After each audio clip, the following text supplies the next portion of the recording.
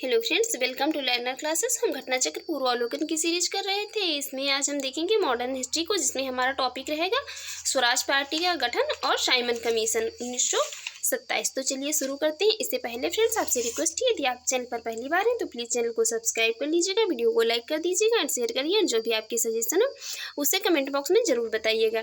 चलिए शुरू करते हैं। देखते हैं पहला क्वेश्चन है, भारत में स्वराज पार्टी की स्थापना निम्नलिखित कारणों में से किस एक अथवा अधिक के लिए की गई थी। स्वराज पार्टी की स्थापना जो की गई थी तो उसका क्या कारण थे।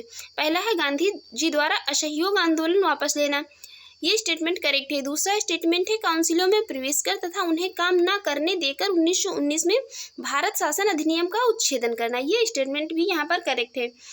तीसरा स्टेटमेंट है ब्रिटिश सरकार द्वारा दमन, ये स्टेटमेंट यहाँ पर इनकरेक्ट है। फोर्थ स्टेटमेंट है यहाँ पर भारतीयों द्वारा इस आशय की अनुभूति की उन्हें प्रशासन का अनुभव प्राप्त करना चाहिए। चौथा स्टेटमेंट भी यहाँ पर इनकरेक्ट है, इसलिए राइट आंसर हो जाएगा यहाँ पर ऑप्शन बी, पहला और दूसरा। देखते हैं इसके एक्सप्लेन। वर्ष 1919 के भारतीय शासन अधिनियम द्वारा स्थापित केंद्रीय तथा प्रांतीय विधानमंडलों का कांग्रेस ने गांधी जी के निर्देशानुसार बहिष्कार किया था और वर्ष 1920 के चुनावों में भाग नहीं लिया। असहयोग आंदोलन की समाप्ति और गांधी जी की गिरफ्तारी के बाद देश के वातावरण में एक अजीब निराशा का माहौल बन गया तथा ऐसी स्थिति में मोतीलाल नेहरू और सी.आर. दास ने क्या किया, एक नई विचारधारा को जन्म दिया। मोतीलाल नेहरू तथा सी.आर. दास ने कांग्रेस को विधानमंडलों के भीतर प्रवेश कर अंदर से लड़ाई लड़ने का विचार प्रस्तुत किया तथा वर्ष 1923 के चुनावों के माध्यम से विधानमंडल में पहुंचने की योजना बनाई, किंतु वर्ष 1922 में कांग्रेस के गया अधिवेशन में बहुमत के साथ इस योजना को स्वीकार कर दिया। 1922 में हुआ था कांग्रेस में का गया में अधिवेशन, इसने क्या किया, इसे बहुमत के साथ इस योजना को उन्होंने अस्वीकार कर दिया था। सी.आर. दास इस दौरान वे कांग्रेस के अध्यक्ष थे, ने कांग्रेस की अध्यक्षता से त्यागपत्र दे दिया और जनवरी 1923 में मोतीलाल नेहरू के साथ मिलकर स्वराज पार्टी की स्थापना की। यहाँ पर स्वराज पार्टी की स्थापना जो किसने किसने की थी, तो सी.आर. दास और मोतीलाल नेहरू ने 1923 में। इस पार्टी का उद्देश्य चुनावों के माध्यम से काउंसिलों में प्रवेश कर तथा उन्हें काम न करने देकर 1919 के भारत शासन अधिनियम का उच्छेदन करना था। देखते हैं नेक्स्ट क्वेश्चन। नेक्स्ट है यहाँ पर, निम्न में से किसने स्वराज पार्टी का निर्माण करने के लिए कांग्रेस के अध्यक्ष पद से त्यागपत्र दे दिया था, वो थे कौन, सी.आर. दास। नेक्स्ट है स्वराज पार्टी का गठन की असफलता के बाद क्या हुआ था, तो स्वराज पार्टी का गठन हुआ था किसकी असफलता के बाद, असहयोग आंदोलन की असफलता के बाद हुआ था स्वराज पार्टी का गठन। 1922 में चौरी चौरा कांड के कारण गांधी जी ने असहयोग आंदोलन को वापस ले लिया था। उसके बाद स्वराज पार्टी का गठन 1923 में किया गया था। देखते हैं नेक्स्ट क्वेश्चन। नेक्स्ट यहाँ पर स्वराज दल की स्थापना असफलता के बाद हुई थी। स्वराज दल इसकी स्थापना किसकी असफलता के बाद हुई थी, तो वो था असहयोग आंदोलन। असहयोग आंदोलन की असफलता के बाद स्वराज दल की स्थापना हुई थी। नेक्स्ट है स्वराज पार्टी को संस्थापित किया गया था। स्वराज पार्टी को किसके द्वारा संस्थापित किया गया था, तो वो थे सी.आर. दास तथा मोतीलाल नेहरू। राइट आंसर हो जाएगा ऑप्शन सी। देखते हैं नेक्स्ट क्वेश्चन है 1923 में स्वराज पार्टी का गठन किसने किया। 1923 में स्वराज पार्टी का गठन किसने किया था, तो वो दो लोगों ने किया था। किसने, सी.आर. दास और मोतीलाल नेहरू ने। नेक्स्ट है स्वराज दल की स्थापना किसने की। स्वराज दल की स्थापना किसने की थी, तो वो सी.आर. दास या चित्तरंजन दास और मोतीलाल नेहरू द्वारा की गई थी। नेक्स्ट है यहाँ पर निम्नलिखित में से कौन स्वराज पार्टी के गठन से संबंधित है। स्वराज पार्टी के गठन से यहाँ पर कौन संबंधित है, तो वो संबंधित है कौन, सी.आर. दास, चित्तरंजन दास और मोतीलाल नेहरू। राइट आंसर हो जाएगा ऑप्शन डी, चित्तरंजन दास और मोतीलाल नेहरू तो वो है यहाँ पर किसकी, स्वराज पार्टी की स्थापना से संबंधित हैं। नेक्स्ट है मोतीलाल नेहरू और सी.आर. दास द्वारा 1923 में गठित पार्टी का क्या नाम पड़ा, उसका नाम था स्वराज पार्टी। नेक्स्ट है मोतीलाल नेहरू स्वराज दल के नेता थे, निम्न में से कौन दल में नहीं थे।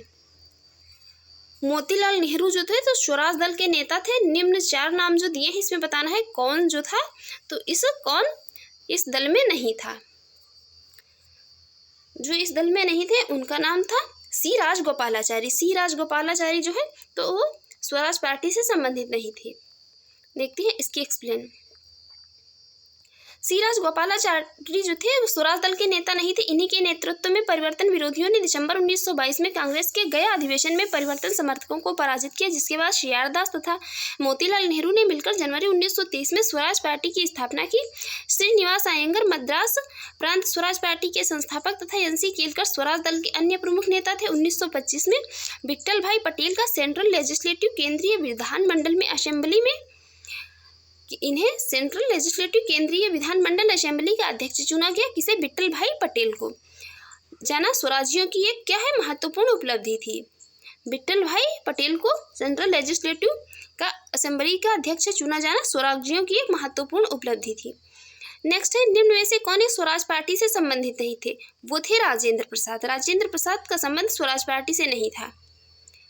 स्वराज पार्टी से संबंधित थे कौन? स्वराज पार्टी की स्थापना जनवरी 1923 में सी.आर. दास तथा मोतीलाल नेहरू ने की थी। एन.सी. केलकर भी स्वराज पार्टी से संबंधित थे। डॉक्टर राजेंद्र प्रसाद जो थे गांधी जी के समर्थक थे और स्वराज पार्टी के समर्थक नहीं थे। नेक्स्ट है, बिहार में स्वराज दल का गठन किसने किया था? बिहार में स्वराज दल का गठन किसने किया था? वो किसने किया था? श्री कृष्ण सिंह ने। Right answer option A. असहयोग आंदोलन की असफलता के बाद स्वराज पार्टी कांग्रेस खिलाफत स्वराज पार्टी का गठन जनवरी 1923 में सी.आर. दास और मोतीलाल नेहरू ने किया। सी.आर. दास इसके अध्यक्ष तथा मोतीलाल नेहरू इसके महासचिव थे। बिहार में स्वराज दल की शाखा का गठन किसके द्वारा किया गया? उनका नाम था श्री कृष्ण सिंह। नेक्स्ट है, निम्नलिखित घटनाओं का सही कालक्रम चुनिए।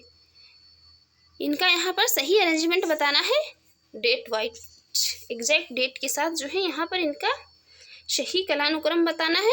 तो सबसे पहली घटना कौन सी थी? सबसे पहले क्या था? सबसे पहले हुआ था 1916 में लखनऊ समझौता। 1916 में हुआ था लखनऊ समझौता।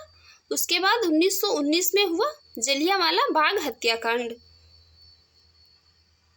उसके बाद क्या हुआ? उसके बाद जो है 1920 में बाल गंगाधर तिलक की मृत्यु हुई।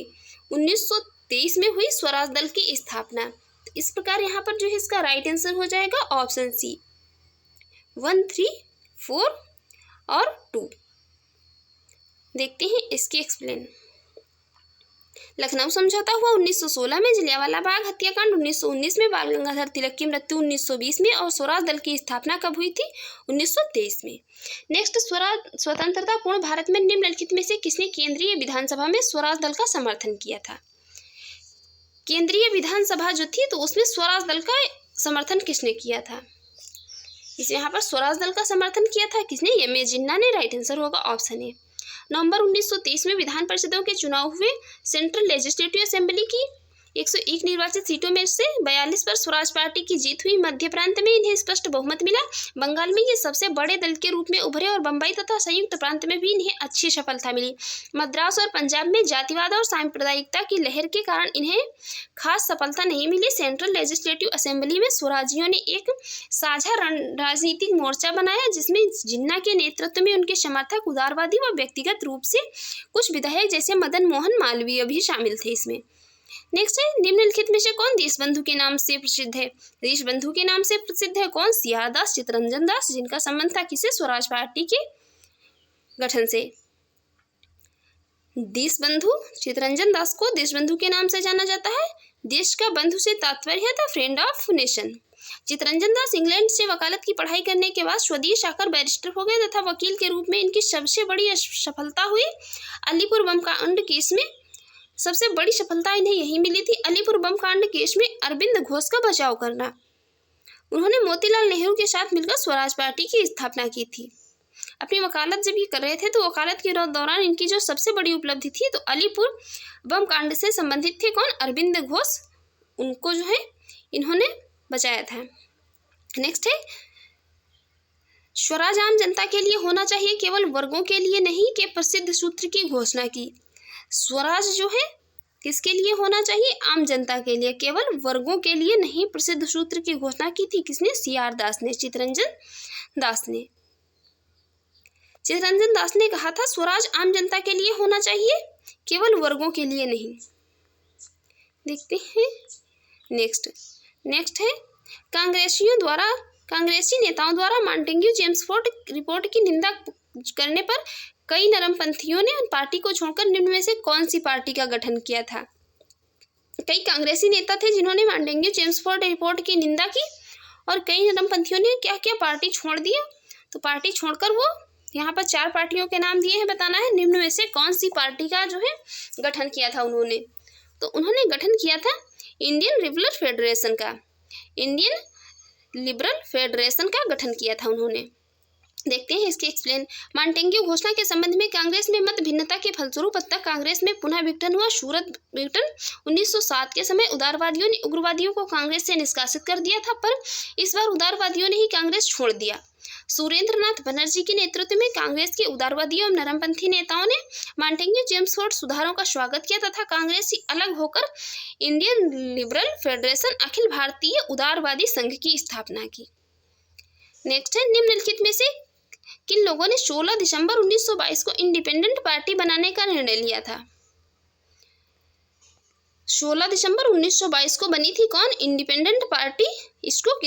इसको बनाने का जो है निर्णय किसने लिया था, बताना है निम्न में से इसको बनाने का निर्णय किसने लिया था। इसको बनाने का निर्णय लिया था वो थे कौन, वो थे मोहम्मद अली जिन्ना और मोतीलाल नेहरू, नहीं सॉरी मदन मोहन मालवीय और मोतीलाल नेहरू जो थे। मदन मोहन मालवीय और मोतीलाल नेहरू, इन 2 लोगों ने इसको बनाने का जो है निर्णय लिया था। राइट आंसर हो जाएगा ऑप्शन डी 2 और 4। 16 दिसंबर 1922 को बनी थी इंडिपेंडेंट पार्टी। देखते हैं इसकी एक्सप्लेन। 16 दिसंबर 1922 को इंडिपेंडेंट पार्टी बनाने का निर्णय मदन मोहन मालवीय तथा मोतीलाल नेहरू ने लिया था। मदन मोहन मालवीय हिंदू महासभा के संस्थापक सदस्य थे।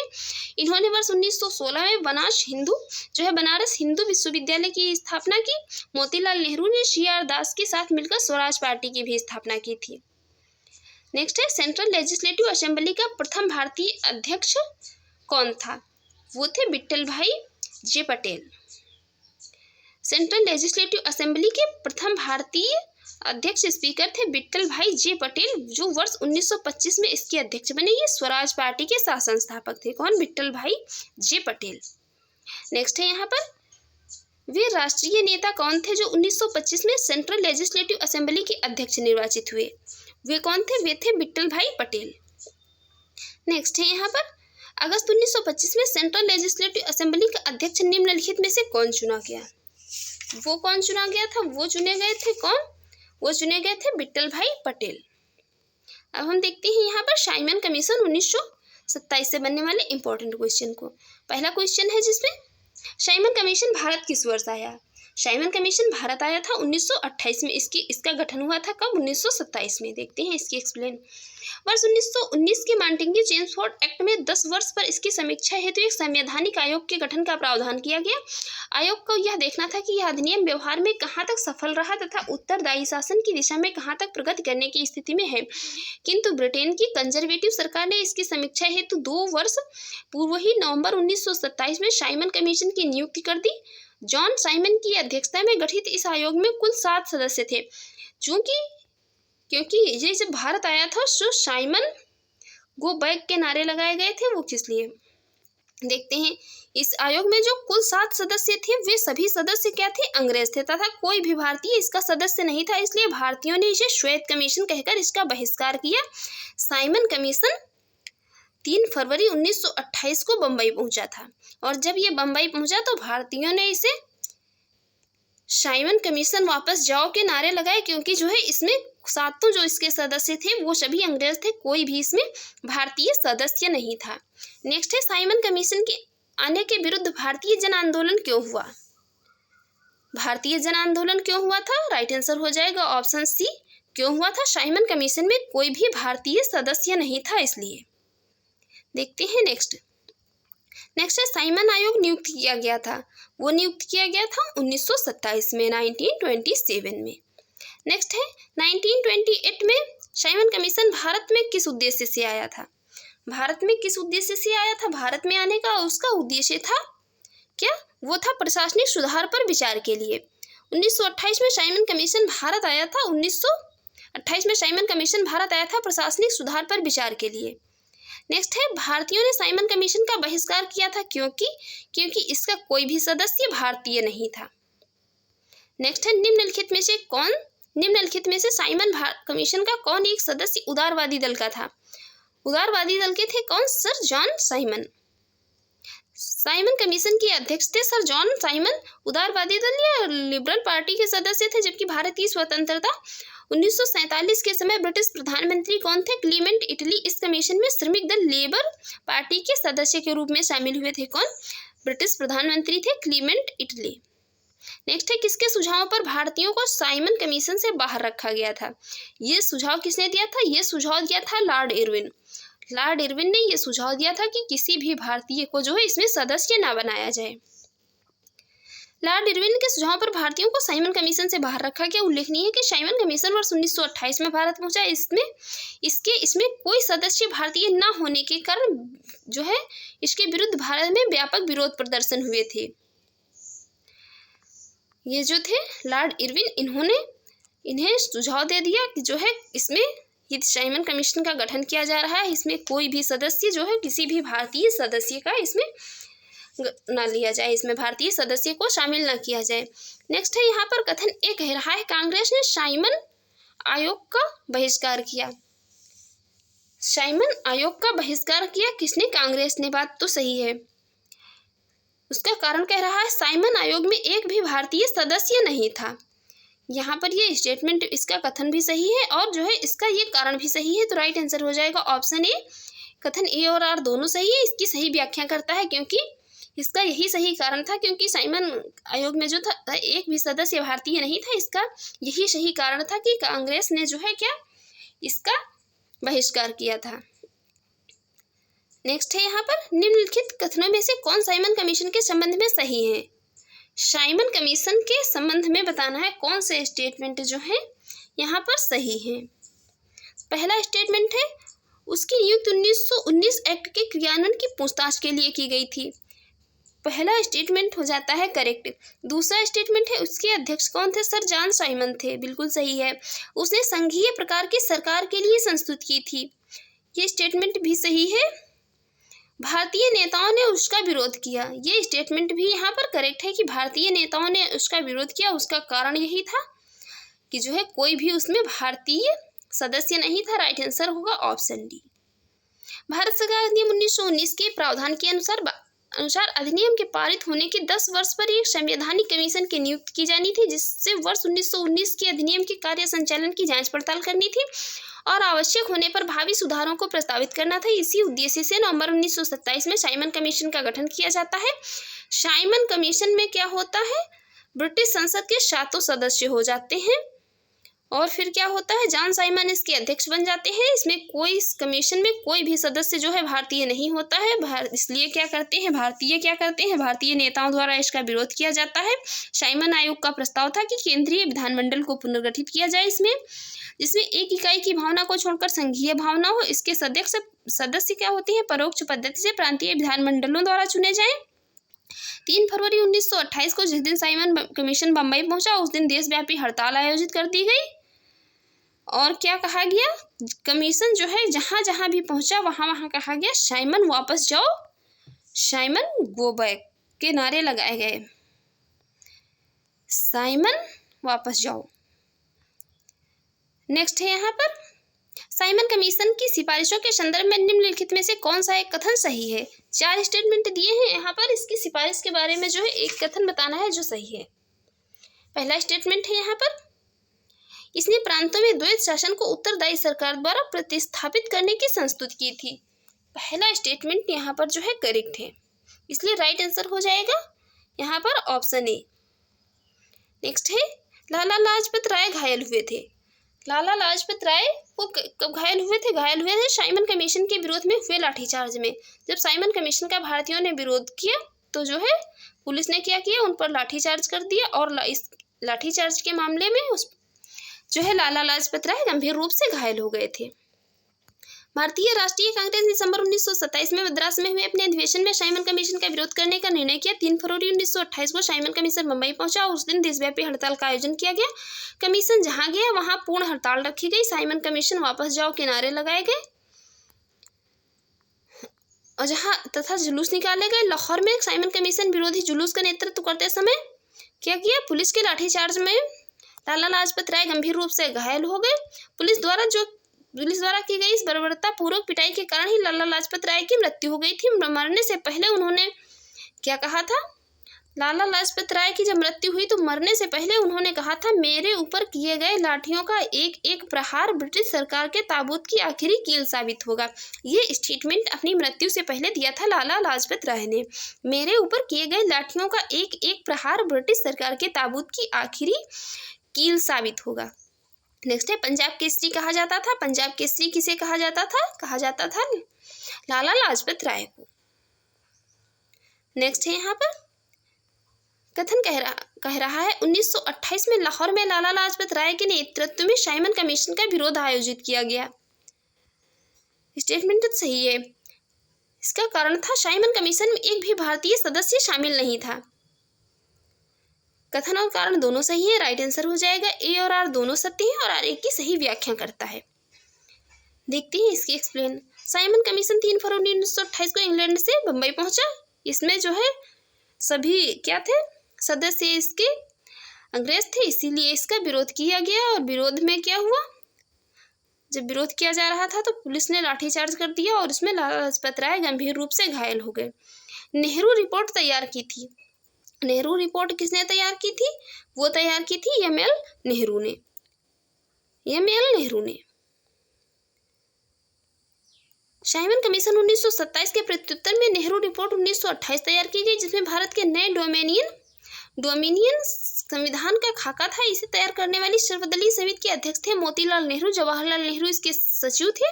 2 मुस्लिमों सहित कुल इसमें 9 लोग इस समिति के सदस्य थे। नेक्स्ट है, निम्नलिखित में से किसने सर्वप्रथम भारत के लिए औपनिवेशिक स्वराज की मांग की थी? औपनिवेशिक स्वराज की मांग वो की थी किसने? सर तेज बहादुर सप्रू और जयकर ने।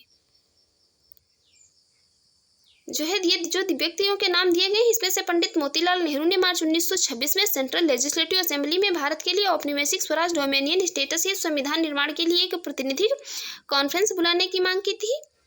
और इसमें गोविंद वल्लभ पंत जो है वो इससे संबंधित नहीं थे।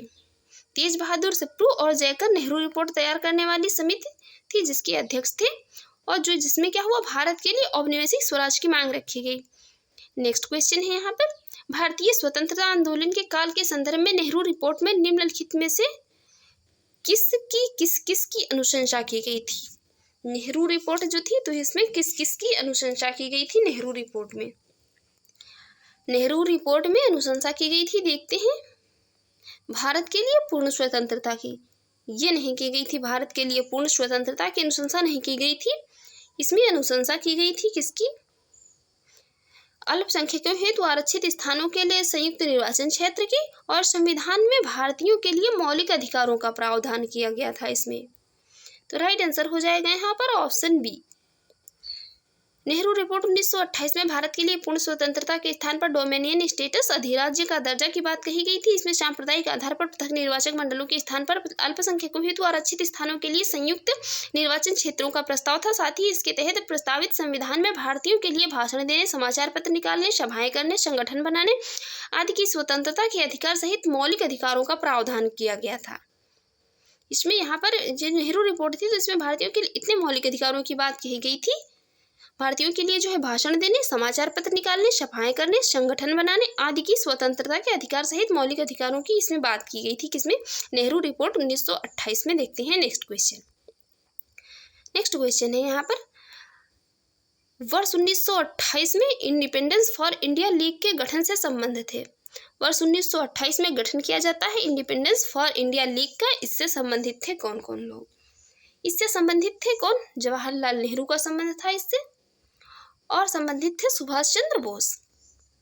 जवाहरलाल नेहरू और सुभाष चंद्र बोस का संबंध था इससे। राइट आंसर हो जाएगा ऑप्शन सी। वर्ष 1928 में इंडिपेंडेंस फॉर इंडिया लीग का गठन जवाहरलाल नेहरू तथा सुभाष चंद्र बोस ने मिलकर किया था। इस लीग का उद्देश्य डोमिनियन स्टेट से आगे पूर्ण स्वतंत्रता की मांग को मुखर करना था। इंडिपेंडेंस लीग ने ब्रिटिश राज के विरुद्ध क्या है? प्रगतिशील शक्तियों को संगठित करने में महत्वपूर्ण कार्य किए। नेक्स्ट है यहाँ पर, नेहरू रिपोर्ट डैश की अध्यक्षता में एक कमेटी द्वारा तैयार किया गया था। इसका विषय था,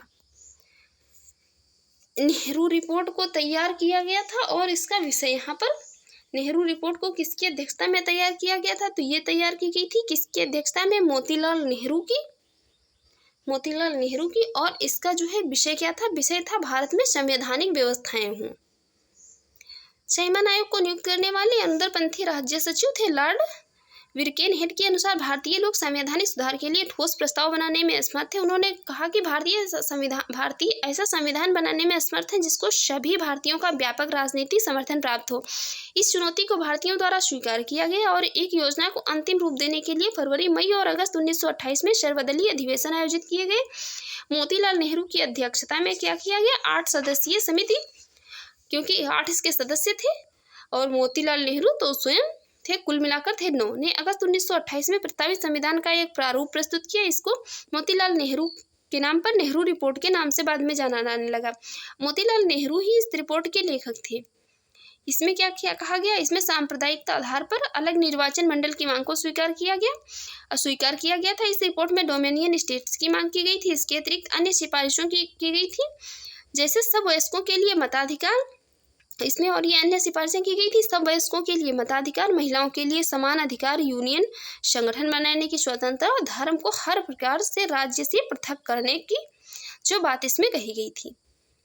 देखते हैं नेक्स्ट, यहाँ पर नेक्स्ट क्वेश्चन है यहाँ पर, मुस्लिम लीग ने निम्नलिखित में से किस अधिवेशन में यमे जिन्ना ने अपना 14 सूत्रीय प्रस्ताव रखा था? तो वो रखा था कब? 1929 में। 28 मार्च 1929 को दिल्ली में मुस्लिम लीग की अधिवेशन हुआ, जिसमें जिन्ना ने नेहरू रिपोर्ट 1928 जो के विरोध स्वरूप 14 सूत्रीय प्रस्ताव रखा। नेहरू रिपोर्ट में संयुक्त रूप से चुनाव लड़ने की बात कही गई, जबकि इसमें चुनाव क्षेत्र की मांग की गई थी। नेक्स्ट है यहाँ पर, कांग्रेस दल की उग्र शाखा ने, जिसके एक प्रमुख नेता थे जवाहरलाल नेहरू थे, इंडिपेंडेंस फॉर इंडिया लीग की स्थापना की। वह लीग किसके विरोध में स्थापित की गई थी? वह स्थापित की गई थी किसके विरोध में? नेहरू रिपोर्ट के विरोध में। देखते हैं इसकी एक्सप्लेन। जवाहरलाल नेहरू के नेतृत्व में युवा और उग्रवादी राष्ट्रवादियों ने नेहरू रिपोर्ट पर आपत्ति रखी। ये पूर्ण स्वराज को तात्कालिक लक्ष्य के रूप में रखने की मांग कर रहे थे। फलतः जवाहरलाल नेहरू और सुभाष चंद्र बोस ने इंडिपेंडेंस फॉर इंडिया लीग के रूप में कांग्रेस के भीतर एक दबाव समूह का निर्माण किया। फ्रेंड्स, आपको यदि हमारी ये वीडियो अच्छी लगी हो और आपके एग्जाम के लिए यूजफुल रही हो तो प्लीज़ हमारे यूट्यूब चैनल को सब्सक्राइब कर लें, वीडियो को लाइक कर दें और ज़्यादा से ज़्यादा शेयर करें। और जो भी आपके सजेशन हो उसे कमेंट बॉक्स में ज़रूर बताइएगा। Thanks for watching.